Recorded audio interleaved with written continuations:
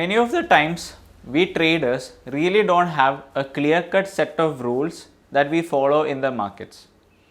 Due to the very same reason, what happens is that we will be forced to take trades pretending our conditions are being satisfied, just having a look at maybe one or two confluences.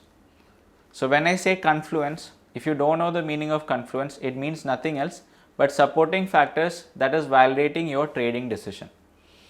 So let me just give you an example.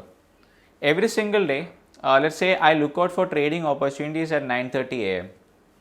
and I check out for days high, days low breakout based on the opening range.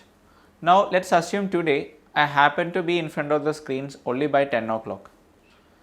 My mind would be actually telling me or forcing me to undertake a trade just because of the fact that I was late to the markets. This phenomenon can actually arise because of your emotions or your urge to undertake a trade, because you are always used to take at least a single trade on a daily basis. My friend, let me just tell you, if you have this particular habit, you are on the wrong track. So we know that you have been following this opening range breakout system in the first 1 hour of the markets.